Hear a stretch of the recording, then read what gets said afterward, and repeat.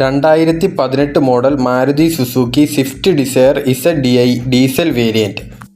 Full option, company service, single ownership, 81,000 kilometre ഓടിയ വാഹനമാണ്. പുതിയ ടയറുകൾ, വൃത്തിയുള്ള ഇൻറ്റീരിയർ, പേപ്പേഴ്സ് എല്ലാം ക്ലിയർ ആണ്.